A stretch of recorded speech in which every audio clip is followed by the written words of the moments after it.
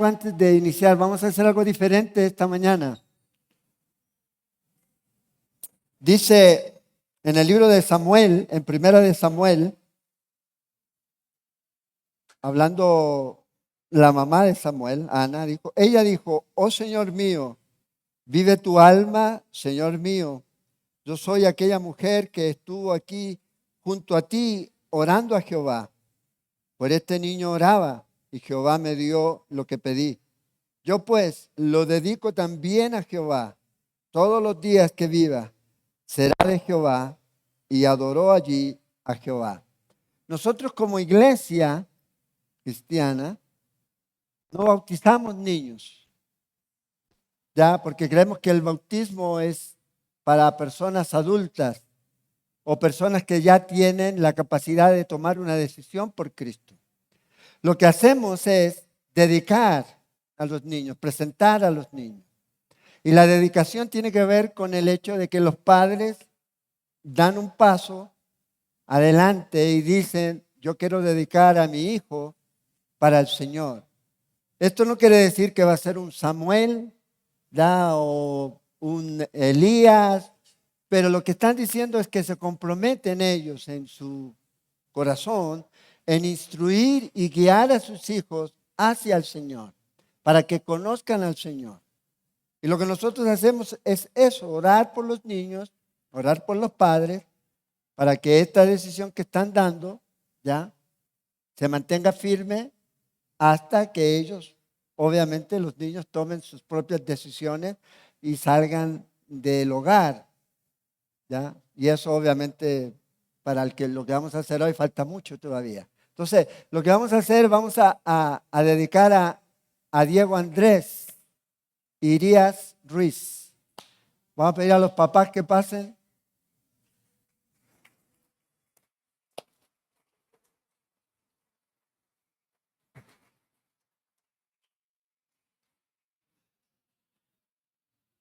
Cuando Jesús nació, porque usted, yo sé, 8 días, Jesús dice que a los 8 días lo llevaron al templo.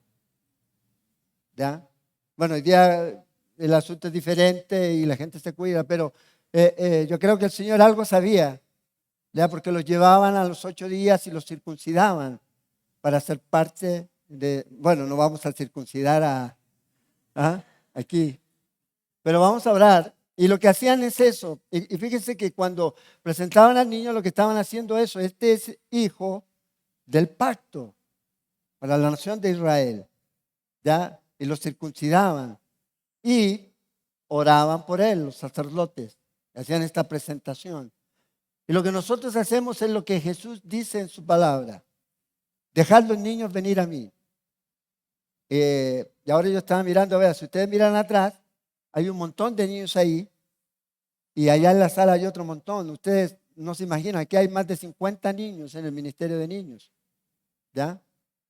Y eso es importante, porque se está perdiendo ese deseo de tener niños, ¿ya? En el mundo en general. Entonces lo que vamos a hacer es orar. No lo voy a tomar, porque para que no se despierte, pues ya se está despertando. Y les voy a pedir a ustedes también que oren, ¿ya? Por Diego, va a llorar él, y por Perla, para que Dios les bendiga, les ayude ya en esta nueva etapa en la que están comenzando. Esto es a poquito, ¿hace cuánto que? 20 días, ¿ya? 20 días ya que son papás en lo real, ¿ya? Ahora están viendo lo que es no dormir. Bien. Entonces vamos a orar y pedirle al Señor que Dios bendiga a ellos como padres, pero en especial a Diego, para que crezca sano, fuerte en los caminos del Señor y conociendo del Señor. ¿Ya? Este día a lo mejor él no se va a acordar, pero los papás le van a mostrar las fotos a él y le van a poder decir: desde ese día, desde el momento que tú fuiste gestado, ya eres parte, has sido parte y serás parte de la familia del Señor, y nosotros te dedicamos a Dios. Así que les voy a pedir que cierren sus ojos y vamos a orar. Señor Jesús, te damos gracias en esta preciosa mañana, Señor, porque nos das la oportunidad de ver, Señor, este tiempo en el que estos padres, Señor, traen a este pequeño niño, Señora Diego, delante de ti, delante de todos estos testigos, para dedicarlo a ti, para que él crezca en la fe, para que él crezca conociéndote, en un ambiente, Señor, que sea un ambiente fuerte en la fe, ya un hogar y una familia, Señor, estable y segura, para poder instruirlo, guiarlo en todo, Señor, lo que tenga que ver contigo, Señor. No solo en las áreas que tenga que ver con el crecimiento y la educación, sino también en lo espiritual, Señor. Y lo presentamos a Él. Oramos por Él para que tú lo bendigas, lo guardes, que crezca sano, fuerte, y que en el día de mañana, Señor, podamos ver, si tú no vienes antes, a Diego, Señor, convertido en ese hombre de Dios que tú quieres que Él sea, Señor. Te pedimos tu bendición para Él, tu bendición, Señor, para Perla, para Eric, Señor. La felicidad que ellos tienen, Señor, de poder ver a su hijo, Señor, aquí delante de ti, delante de todos estos testigos, Señor. Bendíceles, súpleles y dales toda la sabiduría necesaria, Señor, para criar e instruir a Diego, Señor. Llévalos tú por ese camino, Señor. En tu palabra ellos van a encontrar todo lo necesario, Señor. Bendíceles, Señor. Te damos gracias por ellos. Te damos gracias también, Señor, por esos abuelos que están felices por esto, Señor. Y te pedimos, Señor, tu bendición, tu protección y tu cuidado, Padre. Todos juntos, unánime, Señor, oramos para que tu bendición venga sobre las vidas, Señor, de Diego, de Perla, Señor, y de Eric, Padre. Como nueva familia, con nuevos padres, Señor, para que ellos puedan hacer ese testimonio de cómo es ser un padre y una madre cristiana, Señor. Te lo pedimos, Señor, y oramos en el nombre de Jesús. Amén. Amén.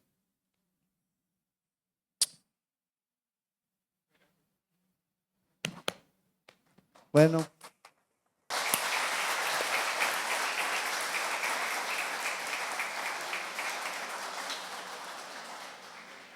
casi lloro yo. Pero bueno, gracias a Dios por estas familias jóvenes, ¿verdad?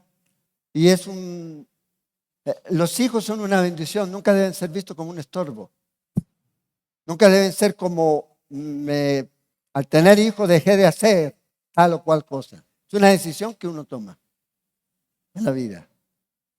Por eso usted como cristiano ya debe siempre dar gracias a Dios por los hijos que el Señor les ha dado, para que usted los instruya en el camino, porque es lo que se hace falta hoy día en este mundo, ¿ya? Familias que instruyan a los hombres como hombres y a las niñas como niñas.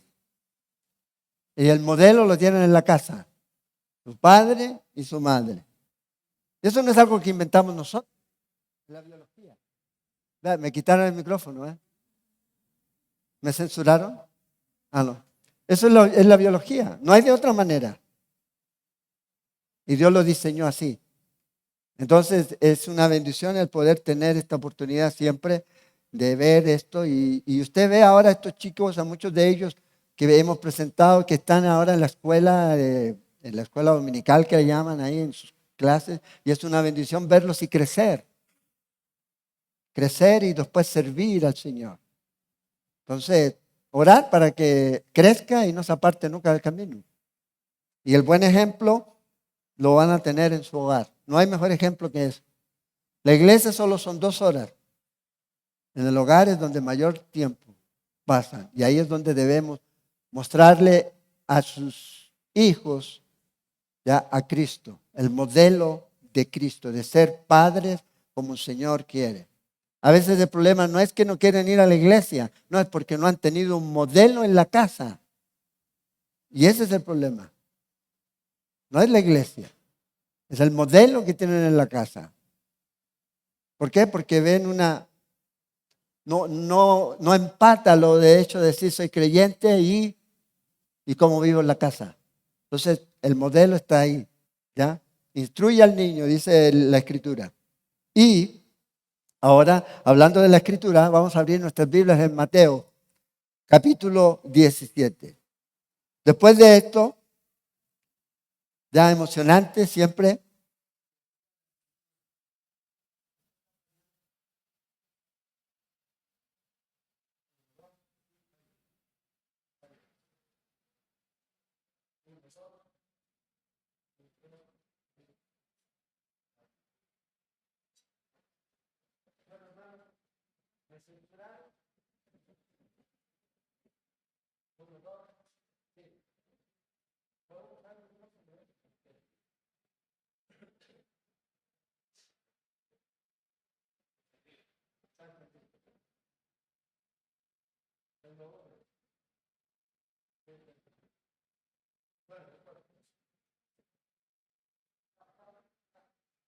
¿Grito? Ahí sí. Ahora sí, ahora sí. Bueno, capítulo 17. Como les decía, son todos bienvenidos a Calvary Cela. Soy José Carrasco, el pastor de la iglesia, y nos da mucha alegría el poder tenerlos aquí esta mañana, compartiendo con nosotros las escrituras. Como ustedes sabrán, los que ya llevan años con nosotros, tomamos la escritura y vamos revisando. Y queremos ir línea por línea, verso por verso, capítulo por capítulo, libro por libro, hasta llegar al final. Y esto es lo que hemos hecho por la gracia de Dios. Ya terminamos el Nuevo Testamento completo, libro a libro, ustedes saben, capítulo a capítulo, y ahora estamos retomando aquí otra vez un segundo viaje a través del Nuevo Testamento en el capítulo 17 de Mateo. Ya miramos todo lo que está de ahí para atrás y recuerden aquí en el capítulo 17, en el verso 24. El verso 24 y en adelante y el capítulo 18 son parte del cuarto discurso de Jesús. Y tiene que ver con nuestra responsabilidad como creyentes, la ética cristiana, cómo debemos vivir nuestra vida aquí, en este mundo. Sabemos que somos ciudadanos del cielo, sabemos que vamos al cielo, pero también tenemos una responsabilidad aquí en la tierra. ¿Cómo debemos comportarnos? ¿Qué debemos hacer? Y una de las cosas que Jesús va a mencionar aquí es algo que hay algunos que no les gusta, que son los impuestos. ¿Ya? Pague impuestos. Todos nosotros decimos, no, yo no pago impuestos. Sí, usted paga impuestos. Cada vez que compra algo, paga impuestos. ¿Ya? Cada vez que usted compra algo, usted está pagando un impuesto. Ahora, ya si es una empresa o todo lo demás, cada uno tiene que hacerlo. Y aquí el Señor va a estar tocando este punto aquí. Ahora, acuérdense, lo último que miramos aquí fue en el versículo 23, cuando nuestro Señor le dice a los discípulos que iba a morir aquí. Después de esta tercera predicción que el Señor hace de su muerte, ahora el Señor Jesús les va a dar una lección en privado. De aquí ya más se comienza a concentrar en los discípulos el Señor. En muchas áreas, en estos últimos 6 meses que le quedan a Jesús, desde esta porción, Jesús se va a concentrar en enseñarle lecciones prácticas a los discípulos aquí. Entonces pasa más tiempo ahora con sus discípulos, más que con multitudes, y eso es algo que nosotros vamos a ir dándonos cuenta. Entonces, la pregunta aquí para iniciar nuestro estudio, ¿cuál debe ser la relación razonable del cristiano con la sociedad y las autoridades gubernamentales en particular? ¿Cuál debe ser nuestra responsabilidad? ¿Cómo debe ser nuestra actuación con respecto a eso?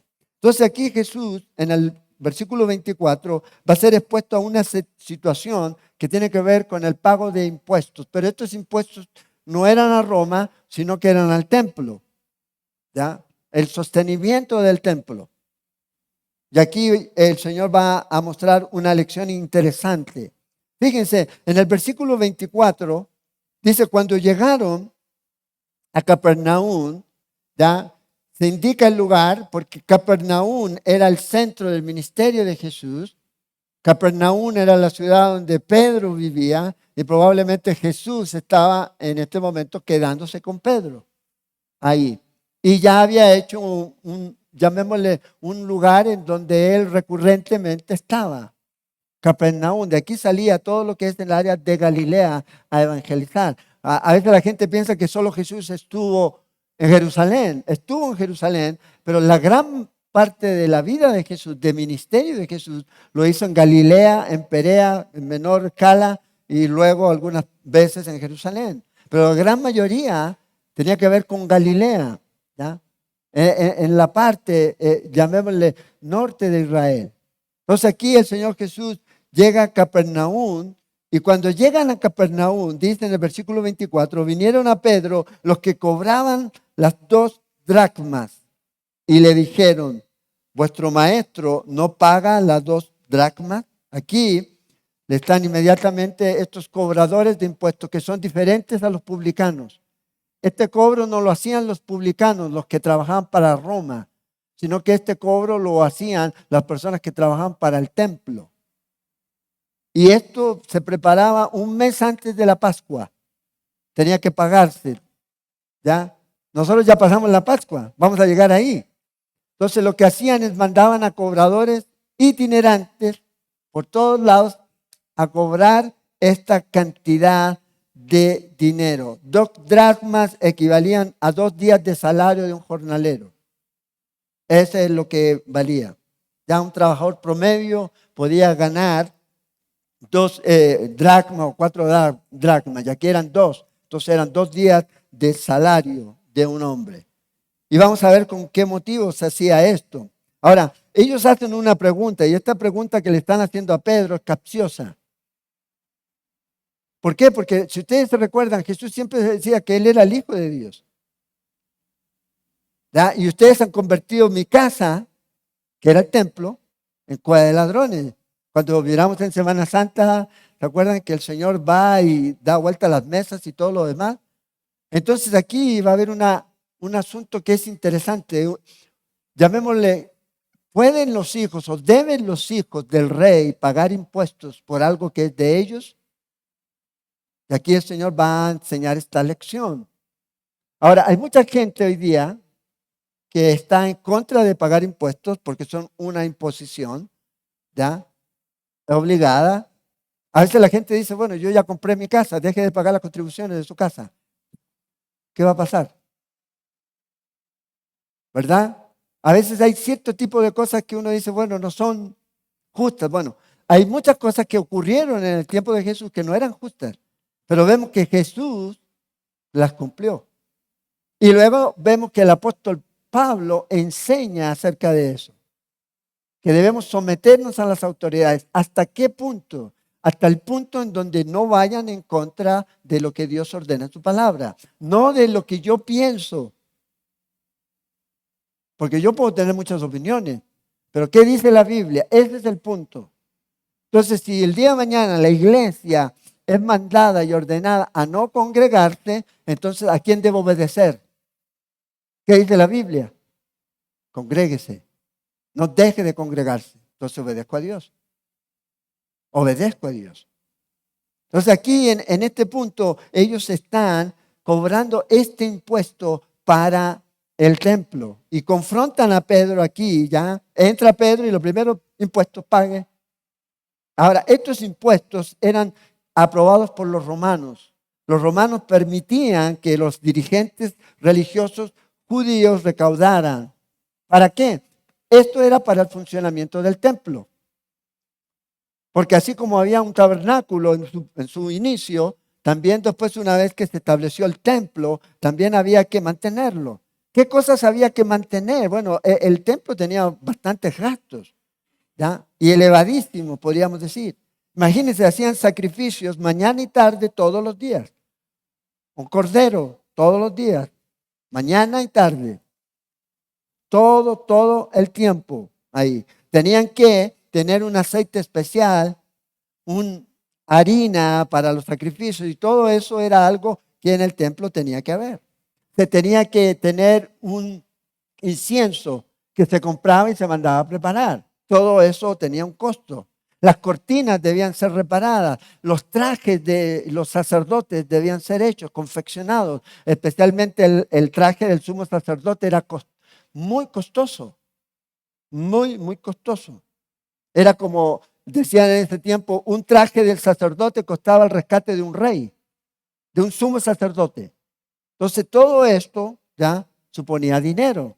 Entonces, ¿qué dice la Biblia? Bueno, en Éxodo capítulo 30 establece el Señor un principio.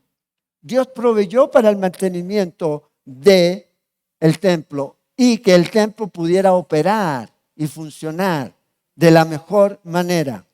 Ahora, nosotros sabemos que obviamente los sacerdotes se aprovecharon de esto. Y Jesús, ¿ustedes creen que no lo sabía? Claro que lo sabía. Él sabía eso, que se estaban aprovechando y usando ese dinero no necesariamente para todo el templo, pues lo que significaba para que el templo funcionara y todo lo demás, ¿ya? Y el mantenimiento, sino que para ellos. Y además hacían negocio, nosotros vimos eso, ¿ya? Tenían cajas de cambio, casas de cambio, ¿ya? En donde eran usureros completamente y otra serie de cosas. Pero aquí el principio es este. O sea, usted no puede quitar una ley porque la gente no la cumple. Es como decir, bueno, todos se saltan los saltos, entonces quitemos los saltos. No, siempre va a haber gente que se va a pasar los saltos. Siempre va a haber gente que va a tratar de lucrar, de ganar. Pero aquí el principio es este, cada uno debe hacerlo ya en conciencia, siendo testimonio a aquellos que están a su alrededor. Fíjense, en el capítulo 30 de Éxodo se establece este pago, ¿ya? Todo aquel que sea contado mayor de 20 años para arriba, ¿ya? En los censos que ellos hacían, tenía que pagar un ciclo, entre 6 o 11 gramos de plata, equivalía a un ciclo, ¿ya? Que vendrían a ser las 2 dracmas estas, conforme al ciclo del santuario. Luego dice en el verso 15, fíjense qué interesante, ni el rico aumentará ni el pobre disminuirá. O sea, el pago era parejo para todos. O sea, todos pagaban lo mismo. Que el rico los mantenga. No, todos pagaban lo mismo. A veces la gente dice, Cristo fue el primer revolucionario socialista. No, más alejado de la realidad, completamente. De hecho, cuando la iglesia quiso vivir como un sistema social, fue a la quiebra en Jerusalén. De hecho, el apóstol Pablo, él tuvo que hacer colectas para ayudar a la iglesia en Jerusalén. Entonces, hay que tener esto en cuenta. Hay que tener esto en cuenta. El Señor dice, bueno, cada uno debe hacerlo y va a hacer indistintamente, sea rico, sea pobre. Usted tiene que pagar este medio ciclo. ¿Con qué propósito, de qué manera o en qué forma debía usarse este dinero? Si usted lee el verso 16 de Éxodo 30, dice, y lo darás para el servicio del tabernáculo. Y luego, obviamente, después del templo. ¿Verdad? El tabernáculo fue lo primero que ellos tenían ahí. Y será por memorial a los hijos de Israel. Entonces, aquí está el principio. Entonces vienen estos hombres y le hacen la pregunta a Pedro. ¿Vuestro maestro no paga las 2 dracmas? ¿Ya? A cualquier hombre judío se le aplicaba esto aquí. Habían hombres fielmente que lo pagaban y habían otros que trataban de saltarse y no pagarlo. Ahora, ¿qué es interesante? Los sacerdotes no la pagaban. No la pagaban los 2 dracmas. Ellos se hacían los y no pagaban. Pero al Señor a eso no le importaba. ¿Por qué? Porque nosotros siempre giramos en función, es que Él no lo hace. Entonces, si Él no lo hace, yo no lo hago. Bueno, cada uno tiene su responsabilidad.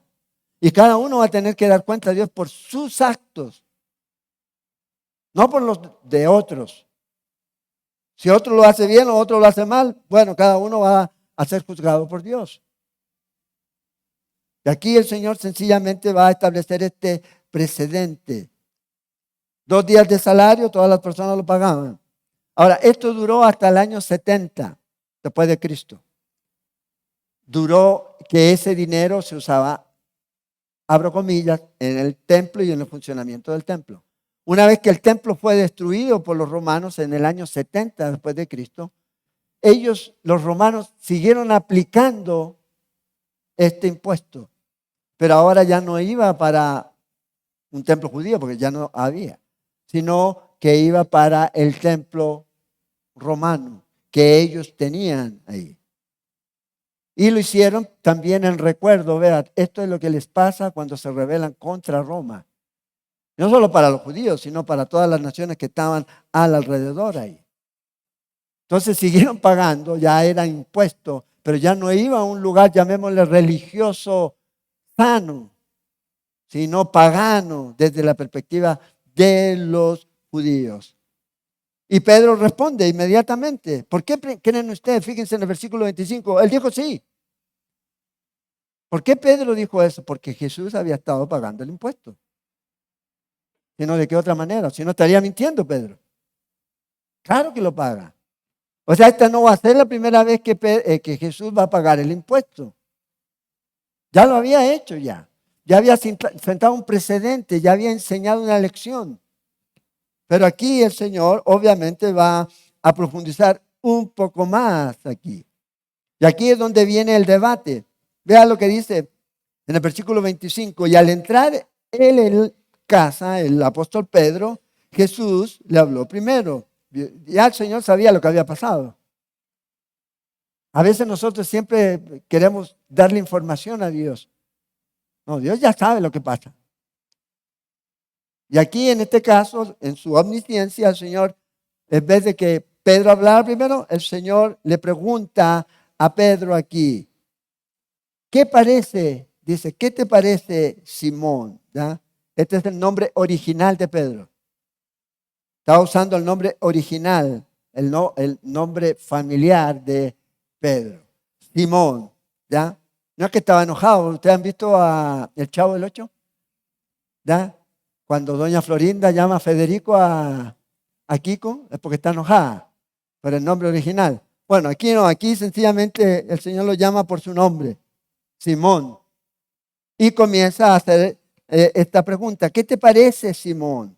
¿Los reyes de la tierra de quienes cobran los tributos o los impuestos? ¿De quiénes? ¿De sus hijos, pregunta aquí el Señor, o de los extraños? Pedro respondió, de los extraños, de los demás, de los que son gobernados. Esta es la idea aquí. Entonces luego dice Jesús, luego los hijos están exentos. Entonces aquí el Señor está mostrando un precedente. ¿De quién es el templo? De Dios. ¿Y quién es Jesús? Es Dios. El Hijo de Dios, llamémoslo así. La segunda persona de la Trinidad. Entonces él está diciendo, bueno, entonces yo estoy exento de pagar este impuesto, porque esto es mío. Bueno, no solo esto, todo es mío. Si hay alguien que no tenía que pagar ningún impuesto ni tributo, nada, era Jesús. Y ahí el Señor le está haciendo pensar, pero lo estoy haciendo. Le está aquí enseñando una lección. Y fíjense que es interesante aquí. Estos gobernadores en la antigüedad lo que hacían era imponer impuestos para sostener. Y ustedes ven todavía casas ya que hay, por ejemplo, en Inglaterra y en España. Uno no sabe qué hacen los reyes, pero ahí están. ¿Y de qué viven? ¿Y cómo viven? ¿Verdad? Bueno, eso es lo que pasaba. Y no solo para ellos, sino para los hijos y los nietos y los nietos y los nietos y las familias y las familias. Bueno, ahí es el precedente aquí. Hay dos tipos de cargas impositivas, llamémosle así, los tributos en el Antiguo Testamento, en la era antigua, ya aplicados a los bienes, que todavía usted lo ve. Y están los impuestos. Los impuestos son aplicados a las personas. Y aquí es lo que ellos están haciendo. Entonces, Pedro respondió y dijo a los extraños, a los demás, a los súbditos aquí. Entonces, si había algún impuesto que Jesús no estaba obligado a pagar, era este, el impuesto del templo, porque era de él.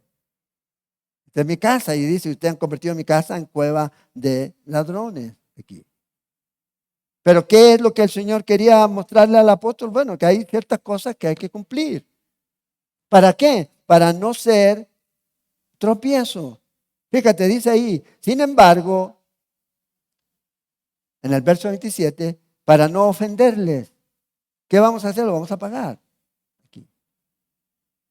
No quiero ser tropiezo. Vamos a pagar el impuesto. Pedro, aprende. Es lo que vamos a hacer. Es lo que vamos a hacer. Y esta va a ser la única vez que al menos tenemos registrado en donde de una forma milagrosa saca el dinero para pagar impuestos. Así que no espere usted que le caiga el dinero. Ah, hay que pagar los impuestos. Ahorre, junte para pagar impuestos. ¿Ya? Hace 2 jueves atrás tuvimos aquí uno de los estudios hablando acerca del dinero y de la responsabilidad que nosotros como creyentes tenemos en ser buenos administradores. A veces voy a ir a pescar a ver si hay 1.000.000 de pesos ahí en la boca de un pez. No va a pasar. Pero hay gente que se lo cree. Hay gente que dice, venga a la iglesia porque va a caer oro del cielo. El oro solo le cae al bolsillo del pastor y a nadie más. Lamentablemente. Bueno, aquí el Señor le dice, ¿sabes qué? Yo no quiero ser tropiezo, no quiero entrar en este asunto aquí, ¿ya? Y ser un tropiezo para la gente, vamos a pagarlo aquí. Ser un buen ejemplo es importante. Y esto es la lección. Esto es lo que el Señor en pocas palabras está diciendo. Debemos pagar para no ser un mal ejemplo para otros. Para otros. Para que nadie se aproveche. Entonces dice la provisión, fíjese, ve al mar, ojalá fuera así ahora, ¿verdad? Y Señor, la tarjeta hay que pagarla. No. Ve ahí al Virilla, ¿ya? Y ahí va a ir flotando una caja fuerte, agárrala, porque ahí está la plata. No, no va a pasar.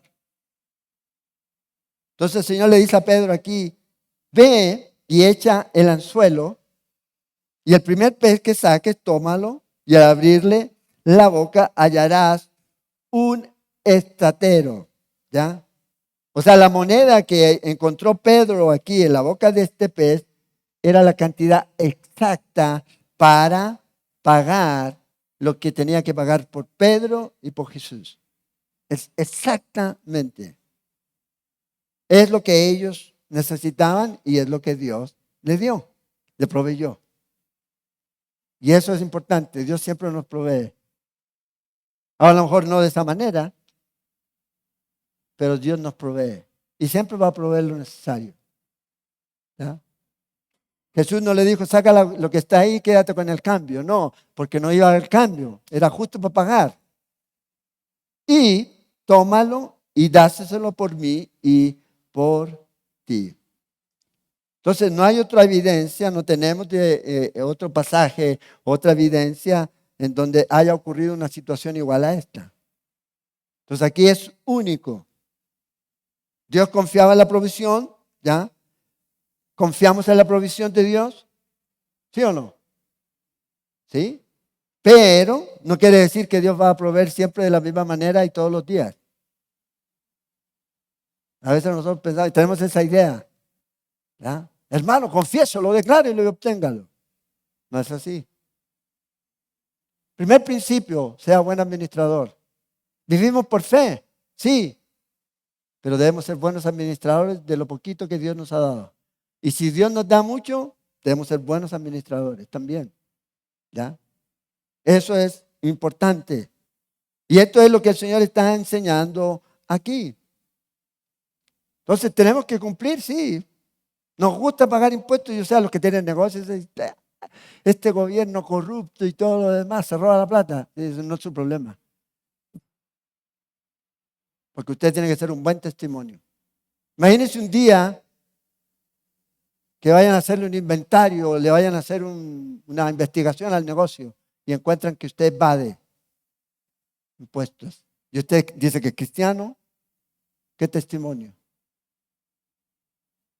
¿Qué testimonio? Al final, Dios se va a encargar de los que están haciéndolo mal. De lo que está pasando aquí. Aquí se acusan, ustedes, aquí han visto, acusan al presidente y después ahora sale que estos otros, y así van. Así van. Lo importante es que nosotros debemos ser íntegros, irreprensibles ante los hombres en lo que hacemos. Los pastores, las iglesias deben ser irreprensibles en cuanto a eso. Cumplir con lo que la ley exige.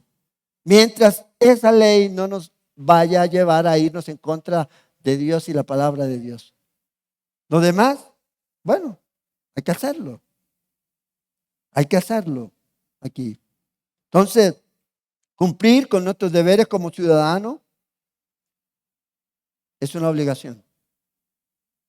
Es una obligación. Y debemos hacerlo aquí. Aunque nuestra ciudadanía está en los cielos, yo sé, pero debemos hacerlo. Aunque estamos gobernados por hombres corruptos, puede ser, ¿sí? No estoy diciendo que este presidente es corrupto, pero hay gobiernos y hay personas que son corruptas. Eso lo sabemos. Pero debemos igual hacerlo aquí. Entonces, vea, la ley divina nos obliga a someternos. ¿A qué? A la ley humana. Excepto, otra vez, excepto, ¿cuándo? Cuando esta le haga a usted o a mí, o a nosotros como iglesia, desobedecer directamente a Dios. De ahí es donde se cumple la máxima del apóstol, cuando dice es necesario obedecer a Dios antes que a los hombres. Pero cuando no es así, sometemos. ¿Ya? Y lo hacemos y lo tratamos de hacer de la mejor manera. Ahora, fíjense lo que sigue en el capítulo 18. Y es interesante porque aquí el Señor va a seguir hablando un poco ahora también de ética cristiana, que son lo que debe caracterizar las relaciones personales de los cristianos. ¿Cómo deben ellos relacionarse? ¿Cómo se debería ver? La ética pregunta por qué lo hace. La moral lo que hace es observar lo que el hombre hace. La ética nos da a nosotros, bueno, esto está correcto o incorrecto, lo que está haciendo él. Y aquí nosotros vamos a ver lo que el Señor nos muestra. La moral tiene que ver con lo externo. La ética tiene que ver con lo interno, los motivos, las razones del por qué está haciendo tal o cual cosa. Entonces, fíjese, lo que vamos a hacer aquí rápidamente, pues no vamos a entrarle de lleno a este capítulo. Vamos a mirar 7 cosas que menciona este capítulo. Y luego la próxima semana, si el Señor no ha venido, ¿verdad? Por su iglesia o por alguno de nosotros, vamos a ir verso a verso. Entonces, fíjense aquí, hay 7 lecciones que menciona este capítulo. La primera cualidad y característica del creyente es la humildad. Versículos del 1 al 4. Si usted está tomando notas o puede marcar su Biblia, si es su Biblia, ¿verdad? La marca. Los versículos del 1 al 4 dan el principio de humildad. La humildad es algo importante en la vida del creyente. Y tiene que ver mucho con el servicio a sus semejantes. Porque si usted es humilde, usted no está peleando por el puesto. Cuando alguien está peleando y cuando alguien se promueve y hace publicidad y se llena de verdad de sponsor y busca salir adelante, bueno, eso ya es alguien que dice la Biblia que Dios al humilde, Dios exalta. Y al soberbio, Dios lo humilla. Entonces aquí vamos a estar mirando acerca de que usted y yo y la iglesia como tal no debe estar promocionándose. No debe haber ambiciones personales. Ni nada de ese tipo de cosas. Sino que hace las cosas para el Señor. En humildad, en sencillez, sabiendo quiénes somos. Lo segundo que vamos a mirar aquí en este capítulo 18, versículos 5 al 7, tiene que ver con la responsabilidad. La responsabilidad. Y la responsabilidad, el enfoque aquí es el tener cuidado de ser tropiezo para otros en la fe. Somos responsables de vivir nuestra vida de tal forma que no hagamos tropezar a un hombre o una mujer, a un joven en la fe, producto de nuestra enseñanza o producto de nuestro estilo de vida aquí. Todo lo que usted y yo hagamos en nuestra vida, las obras, ¿no?, las palabras, el ejemplo, debe usted entender que va a producir un efecto en los demás. Y debemos tener ese cuidado. Lo tercero que vamos a mirar aquí en este capítulo está el versículo 8 al 10, la autorrenuncia. ¿Y qué tiene que ver esto? Esto tiene que ver con córtalo. Si te es ocasión de pecar, sácalo de ti. Córtalo. Eso es lo que el Señor enseña aquí. El creyente debe estar dispuesto a quirúrgicamente cortar, sacar cualquier cosa que le impida crecer en su fe y en su obediencia a Dios.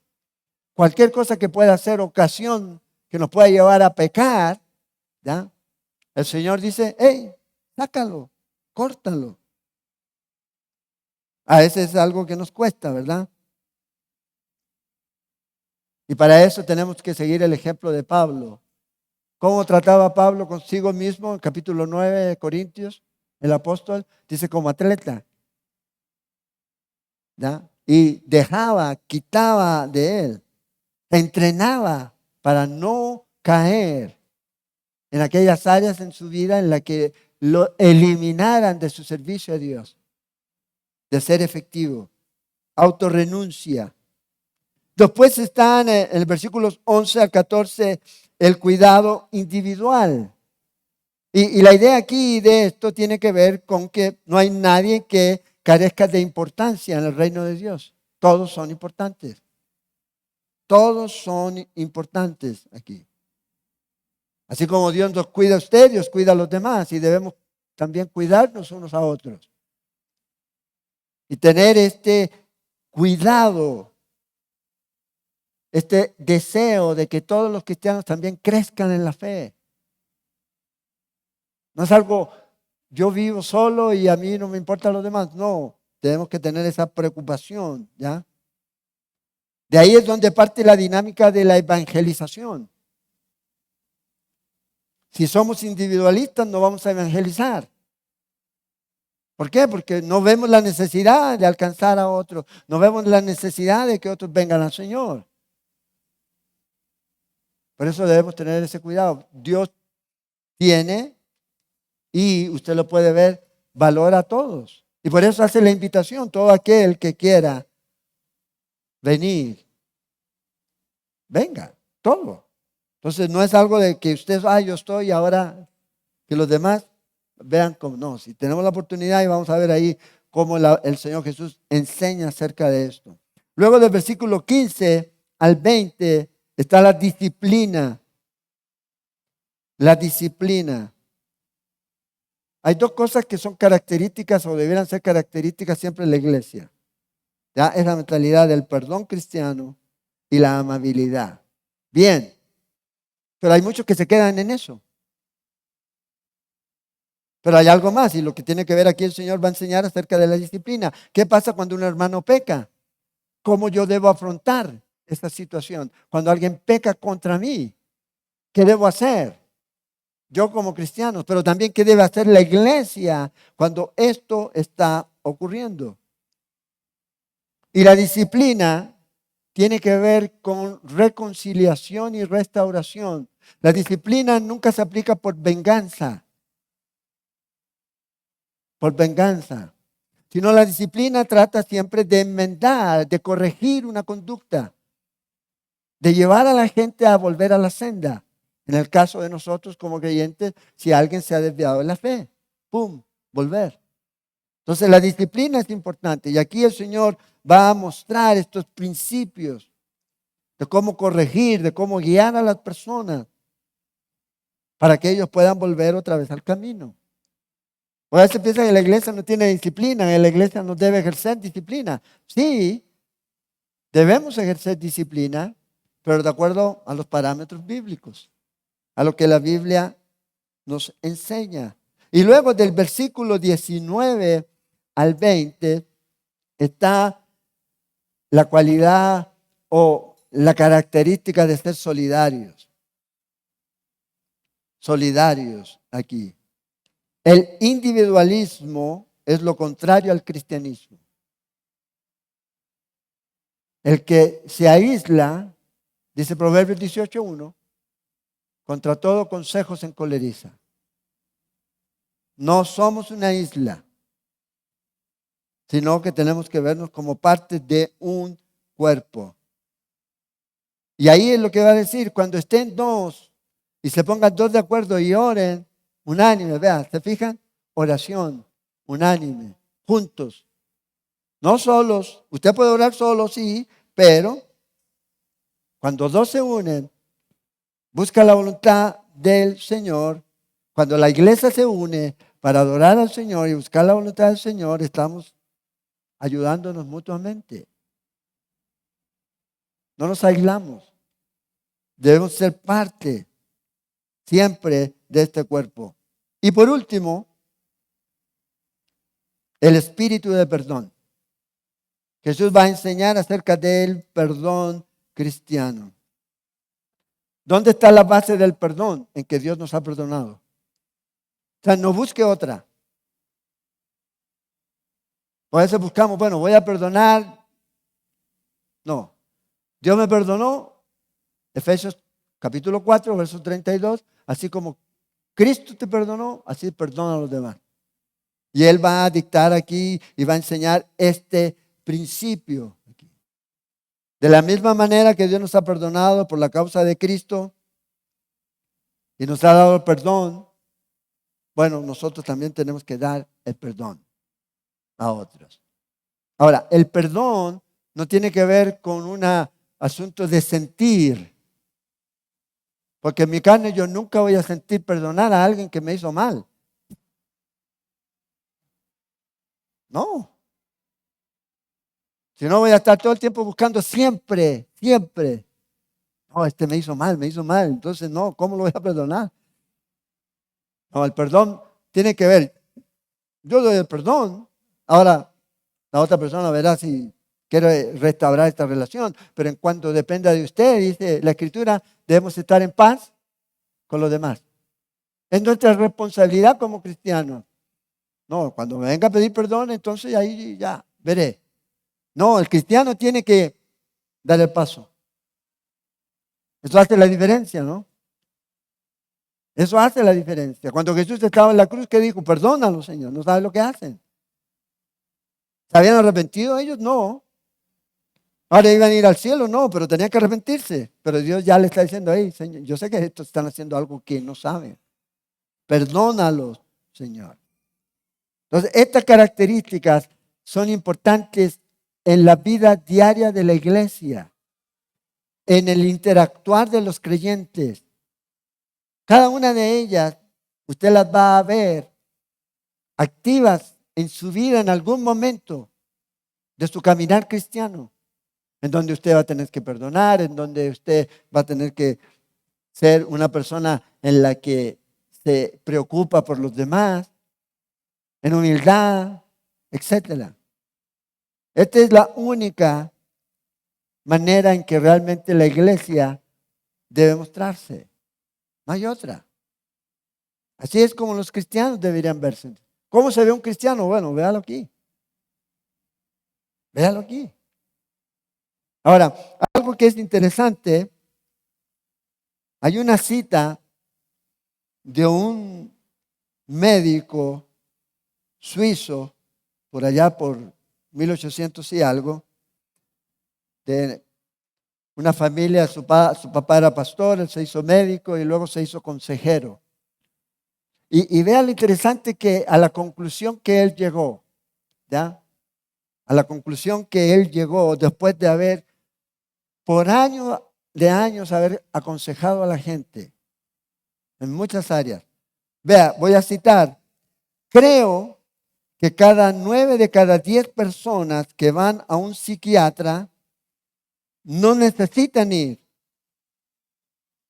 Lo que necesitan, dijo este hombre, es encontrar a alguien que los ame genuinamente con el amor de Dios y se curarán. Ahora, él era psicólogo. Por eso se la tiró a los psiquiatras. Pero bueno, ahí se pelean entre ellos. Pero el punto es que muchas veces es así. A veces la gente, ¿ya?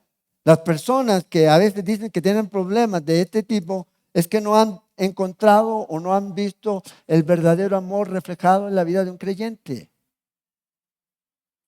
No lo han visto. Con aceptación, con paciencia, como debe ser. Y muchos de ellos, y no estoy diciendo todos, podrían tener una recuperación en muchas áreas. Otra de las cosas que él dijo y que me llamó mucho la atención, fíjate, dijo, la ciencia y la psicología pueden ayudarnos, desde luego, pero hay un límite a su capacidad que solo puede traspasarlo la fe. Hay un límite. Claro, y muchas veces tratamos de arreglar esta parte, pero esta parte no podemos arreglar nosotros. Solo Dios. ¿Quién es el que cambia corazón? Es Dios. Luego dijo otra cosa que me dejó ahí, así con los ojos. La enseñanza psicológica más profunda es la de la Biblia. Wow. O sea, él después de años, ya, él murió ahí él nació en el 98, 1898, ¿ya? O sea, eso quiere decir que no está vivo, ¿ya? Y murió en el 86. Y él llegó a esta conclusión, que al final lo que la gente necesita es poder encontrarse con verdaderos creyentes que amen a Dios y que les muestren el amor de Dios a ellos. Que los lleven hacia una verdadera fe en Cristo Jesús fundada en la palabra de Dios. No en lo que las personas piensan o creen. Y él pasó años de años aconsejando. Esto es interesante aquí. Entonces, en este capítulo, para que ustedes ya lo comiencen a leer, capítulo 18, lo que vamos a ver aquí son las relaciones interpersonales en el reino de Dios. Cómo deben comportarse los cristianos entre ellos. A veces siempre uno busca estas personas para solucionar conflictos. Bueno, la Biblia nos deja las instrucciones de cómo debemos hacerlo. Entonces, este es el cuarto de 5 discursos que Jesús nos dice aquí en este Evangelio de Mateo. Todos estos eventos están conectados desde el verso 24 hasta el 35 del capítulo 18. Entonces, perdón, humildad, sencillez, ¿verdad? Es parte de la vida cristiana. Disciplina, autonegación. Y lo que Jesús dice aquí, ser como niños. ¿Qué es ser como un niño? Reflexionen acerca de eso. ¿Qué es ser como un niño? Ustedes tienen niños, los que tienen niños pequeños, vean lo que es ser como un niño. Porque Jesús va a tomar ese ejemplo. Y les va a decir, ustedes que quieren ser los más grandes en el reino, bueno, tienen que ser como este niño. Y lo tomó. ¿Ya? Y luego uno puede aprender esas lecciones de lo que un niño le puede enseñar a usted. De cómo realmente debemos actuar. De cómo debemos comportarnos. Los adultos somos a veces medios cabezas duras, ¿verdad? Nos peleamos con alguien y nos peleamos con alguien. Y nunca más nos hablamos. ¿Qué pasa con los niños? Se pelean. Y los que hacen mayor cantidad de problemas, ¿quiénes son? Los adultos. Porque los niños al rato van a estar jugando otra vez. Los niños no andan mostrando la chequera ¿ya? O las tarjetas de crédito. Pues mira, los niños simples. Los niños dependen. ¿De quién dependen? De sus padres. Los niños son sencillos. No están programados. Ay, bueno, ¿qué va a pasar el próximo mes? ¿Qué va a pasar el próximo año? ¿Usted ha visto un niño preocupado de eso? Entre los niños pequeños no hay competitividad. ¿Saben quién les introduce la competitividad? Los adultos. Somos nosotros. Así como la metieron a nosotros, que teníamos que ser mejores que los demás, ¡pum! Competimos. Y llevamos a los niños a un punto en donde el Señor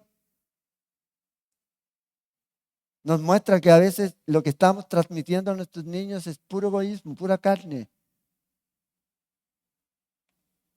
Entonces aquí el Señor dice, ¿quieren realmente ser el más grande?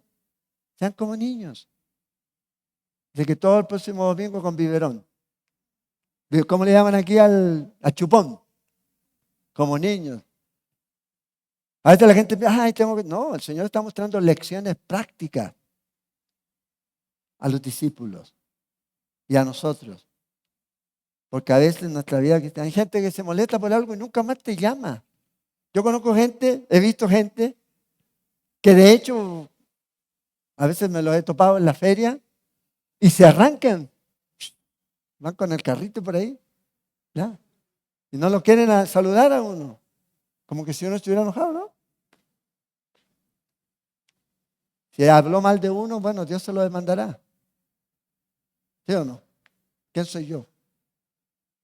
Pero no, a veces esas prácticas, iglesias que se dividen, movimientos que se dividen por niñería, por mostrar quién es más fuerte.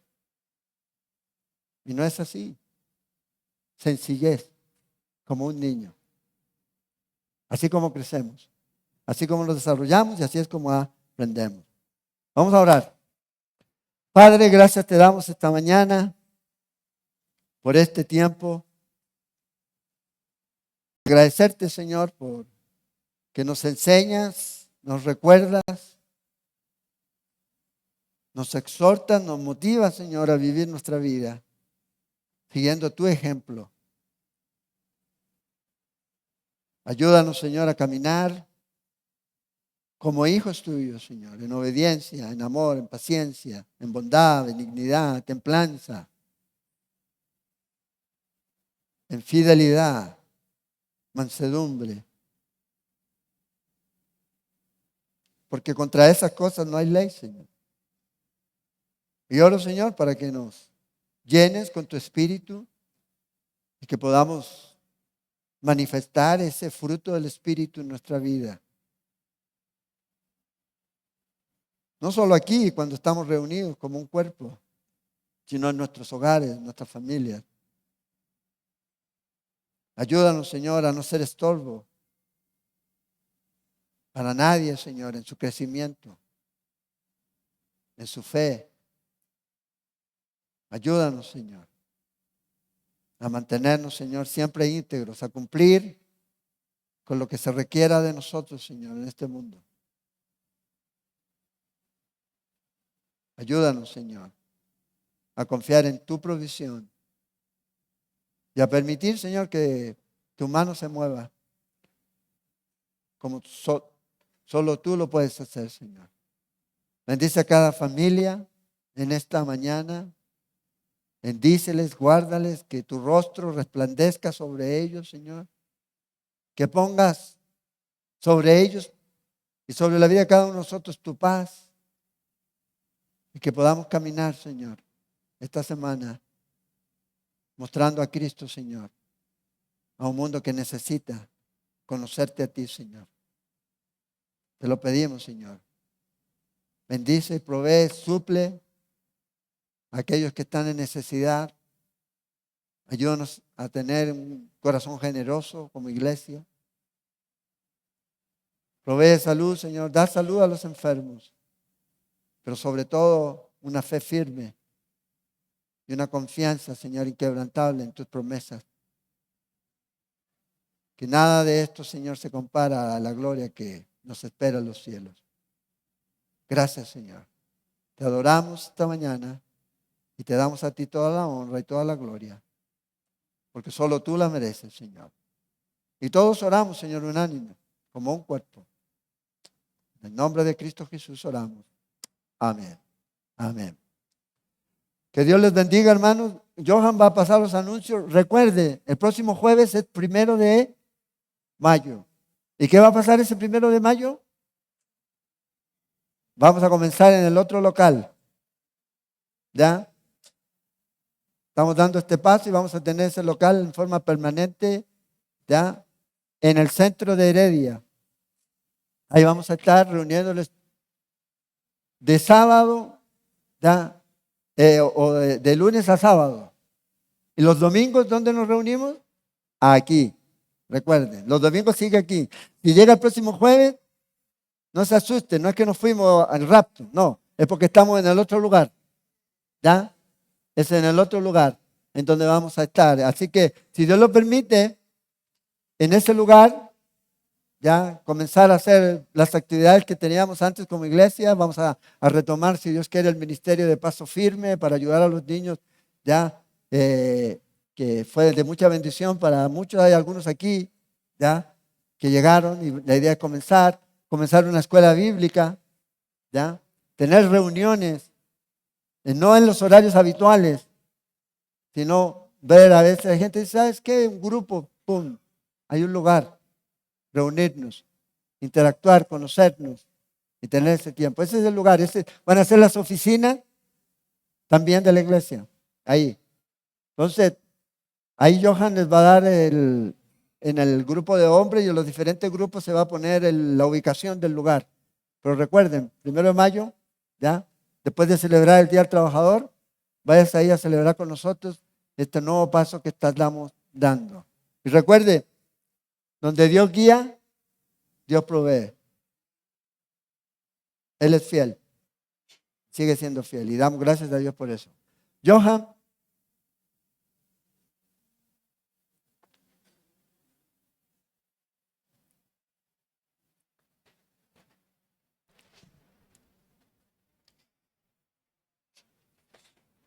Listo, continuamos con los anuncios.